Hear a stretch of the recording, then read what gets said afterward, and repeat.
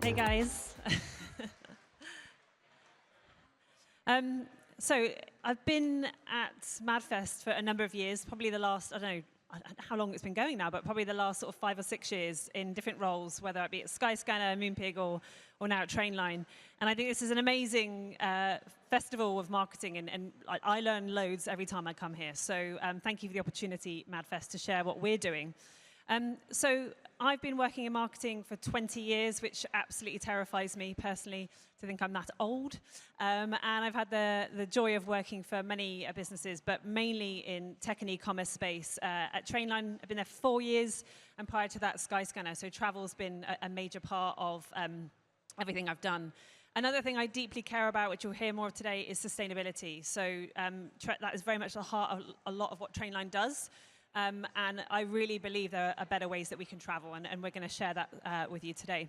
But I think for me, today is more about a way of thinking and what that's driven at Trainline over the last 4 years. So I'm going to get stuck in. This is a concept that I keep in my mind always. So it's very sort of Darwin-esque, somewhat, but the fittest survive. And I think you've probably heard over the last, I don't know how many days or hours you've sat here, change. You know, it's a big topic, whether it be AI, whether it be budgets, whether it be consumers, whatever it might be. So much is changing in the world. And ultimately, our job is to be extremely agile and make sure that we adapt to those changes as they come on board, but also, you know, think really hard about what is going to be the fittingest thing for you and your brand and what's going to make you stand out. And it sounds very, very simple, and it genuinely is a very, very simple question and thought. And I think the other danger is that we as marketers are faced with this like barrage of questions we need to answer or things or we need to have an opinion of. So growth, AI, big ideas, ROI, shareholder value, sales, margin, fame, engagement, views, CPMs, reach, frequency, clicks, SERPs, P&Ls, paybacks, retentions, ROAS, CTAs, CLTV, upsell, cross-sell. You get the idea. And actually, when I read that list, I have massive anxiety that I've forgotten to look at one of those numbers in the last 1 month and thinking, oh my God, what is happening with that? But I think that the whole premise, though, is the fact that this list of metrics or things that marketers have to care about today, which is actually probably 10 times that size in reality, if you don't think about the first question, then this stuff kind of becomes really like in the weeds and somewhat irrelevant, to be quite honest. And I think marketing's job is to be this. Number one, we are the change agents. So we are not here to just look at that list of metrics and those numbers. That is not our job. Okay, we're not here to maintain everything the same way and maybe just 10% more efficiently or just 10 points of growth in this segment or this market. We really need to be thinking broadly and deeply about what it is we're doing for consumers and the world. I love this picture. I don't know if anyone's actually ever seen it, but it's from the James Webb Telescope, which is ultimately, this is a snapshot of the universe, and all these galaxies here and these stars are about 4.8 billion years old, because that's how long it's taken for light to travel here. So I'm just geeking out a little bit there. But ultimately, for me, I think this picture always is something that helps me put things into perspective, and this idea that actually there is always an opportunity to do something bigger than what you're doing today. Why is that important? Well, for me, this is terrifying, you know? And ultimately, in the 1950s, 60s, companies that existed back then, they've been around for donkey's years. You probably know lots of heritage brands, whether it be car brands, consumer brands, like, I don't know, Coke, it might be, I don't know, Audi or BMW. But today, the lifespan of a company is about 20 years, and actually probably I would say in the next 5 to 10 years, maybe that's even less, which means that to be the fittingest is even more important. And it's even more important not to get completely derailed by that huge list of metrics and all of that data that's available to you without taking that massive step back. So really, for me, this is my job, is to relentlessly ask these 3 questions. So the first one is, why do we exist? So really, most brands should exist to solve a problem in the world, okay? And that, for me, with trains, is trains are bloody expensive. I'm sure you all feel that, and you probably agree that. I travel from Norwich 2 or 3 times a week. My return ticket costs me 100 quid, which is absolutely terrifying. But obviously, I've chosen to live in Norfolk, which I love. But we need to reduce the price of trains. Ultimately, trains aren't that reliable. People are stuck quite frequently. They are fearing getting onto trains or choosing it as a transport method. It's not as convenient or flexible. And the third one, which is kind of one I'm going to lean into today, is around the role of trains within sustainable transport. So it is 67% less polluting than cars. There are genuinely routes in this country that are cheaper and more convenient to travel on a train than it is by a car or by a plane. So for me, there's a big job to do at a category level, and that's our job. So why do we exist? Make trains cheaper, make them more convenient, and make them more reliable, or at least give you the information and the control, and also enable you to think about the choices that you're making. So that's really why we're here, and it's a very simple 3 things. What to put on a poster? I've kind of talked very lofty visions of being a change agent and, ultimately thinking about this idea of the fitting is survive. But it really boils down to what are the words you're going to put out there and what do they actually mean and what's your offering to customers? And I use these 3 questions frequently in the business. And I'll say to our product team, what do we put on a poster this year, next year? What's the experience we're building? What's the service we're building? And we orientate ourselves to this idea of what you're going to put on a poster. And the third question is, where do you point the money? That's kind of where you end up going to some of that, huge list of metrics that we shared right at the beginning. But that's obviously, based on where you exist, what you're sticking on a poster really should help you with where you're pointing the money. So these 3 questions, genuinely for me, are the ones I care about.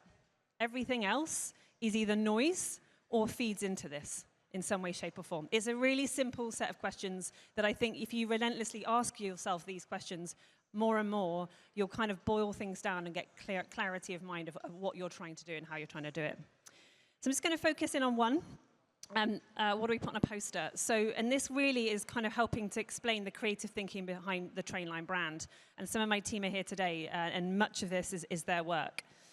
So we ultimately work through an ideas-first lens, or ideas-first approach. Yes, we're a hugely successful commercial organization. We're on the stock market. We have good days and bad days on the stock market, like anyone does. But ultimately, we're here to serve people and solve problems. We do have a purpose, however you feel about it, and that is about empowering greener travel choices. Ultimately, we have the option, we have the ability to make a societal impact, and we believe it's really important. We are building the world's largest rail platform. Why are we doing that? Because of our purpose. No, we can't afford marketing dollars to change behavior to the scale it needs to be changed in terms of actual sustainable travel choices. So we need to build the biggest platform to make that happen. That means all the trains, all the prices, better products and services that make it more attractive. And then our promise to our customer comes in 3 areas. And this is the idea-first approach, right? So we work very closely with our creative partners to build the proposition for Trainline. So our creative partners are not just there to create ad campaigns.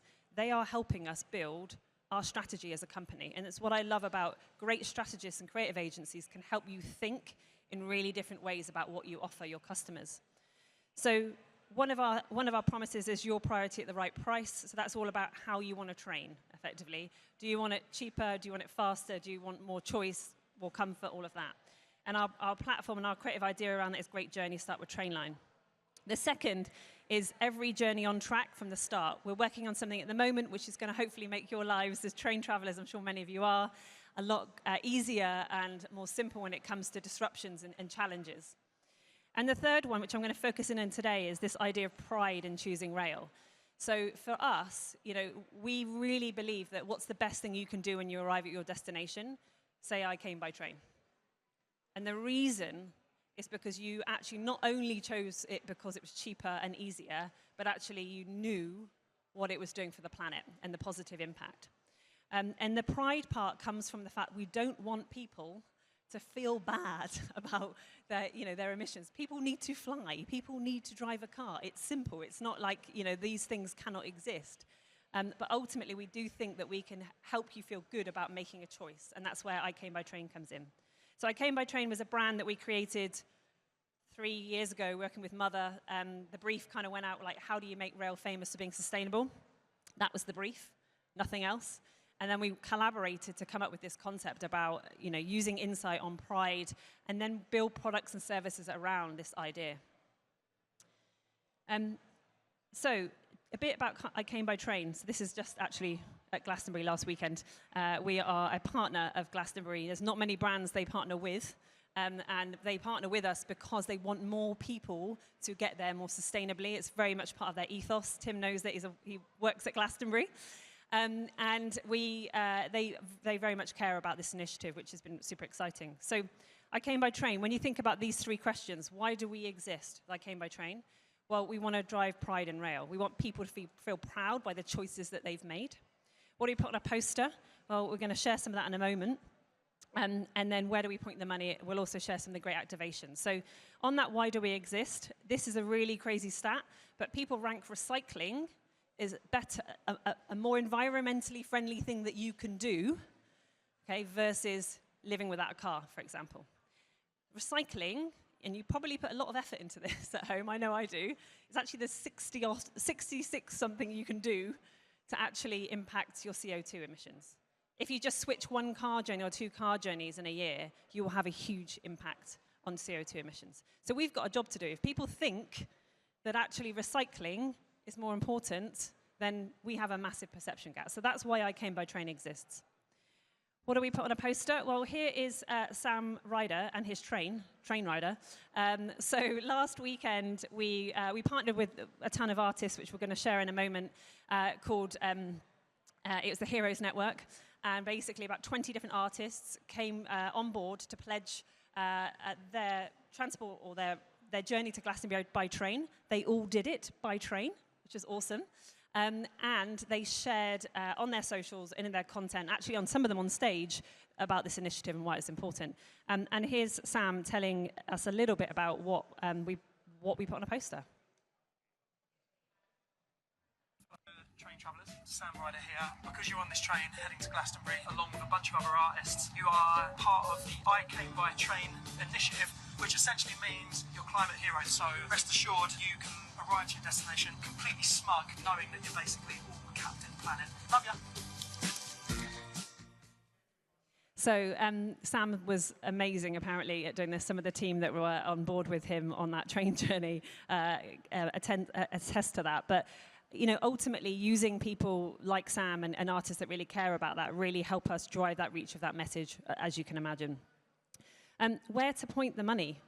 So really, quite simply, and I think this probably is a stat that it's not going to blow your minds, really, that people often travel to sport and music events by train. Usually it's you can have a drink or hang out with your mates or enjoy a leisurely journey, or it's in a place where you kind of need to get public transport because imagining yourself getting out of the car park is a complete nightmare. So for us, this is a great opportunity to really plug into cultural moments that are really exciting and full of wonder, full of joy, and also pride, and plug in a really big societal impact idea. And the other thing is here is the behavioural change aspect. So quite often when people are in a situation which is new or different, and they're thinking out, how do I get there? How do I travel?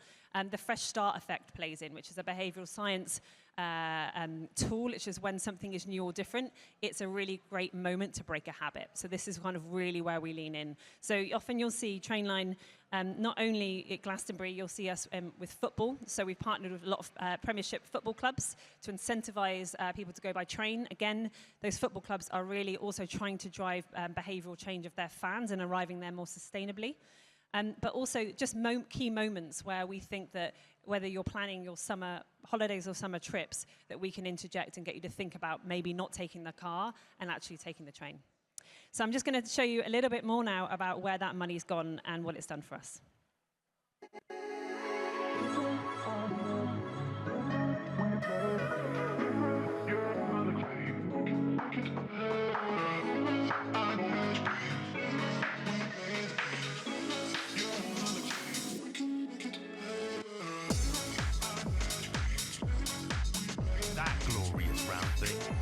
save this glorious round.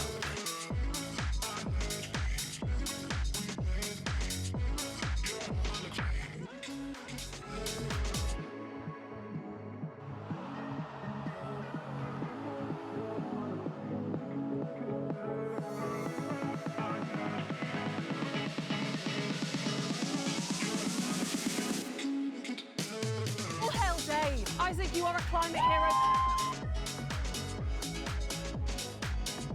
Sam right there. He started his set a bit earlier. He did. He surprised people on the train on his way down to Glastonbury. Greetings, fellow train travellers. Sam Ryder here. I have joined a group of artists who are all playing at Glastonbury and who have all pledged to take the train for the I Came by Train initiative.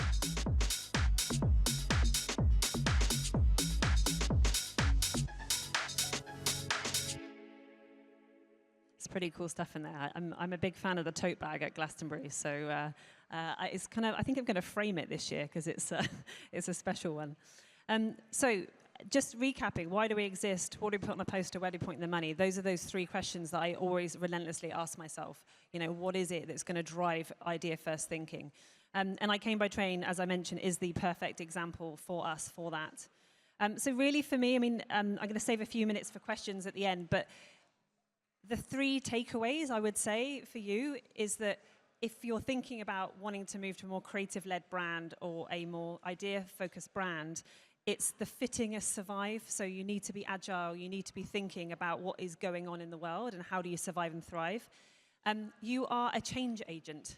You are not there to answer all those long list of questions. Yes, I'm sure your finance department would love to ask you those questions, but somehow pull them out of that. And then the third one is those three questions. Why do we exist? What to put on a poster? And where to point the money? That's the three things I would say that you need to focus on a creative-led brand. And anyway, here's Sam, Sam's little show on a train. It went viral. You might have seen it. But if you're not, hopefully you enjoy it. Okay, you got yourself a new man, so you say, but we both know the truth, man. Cry my name when he's all over you, 'cause you'll never, ever, ever, ever, ever love you like I can. Thank you very much. Saving the world, one train ticket at a time. I feel smug. Oh, thank you so much, Joe. So we have time. Round of applause, please.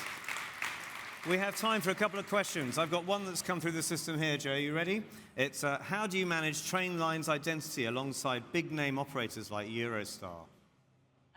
Well, Eurostar is a partner, and they offer, obviously, an amazing service. Yeah. And for me, Eurostar has a very, generally, and what I'm seeing from their campaign, they are competing largely against planes, or maybe the car, to get to Paris.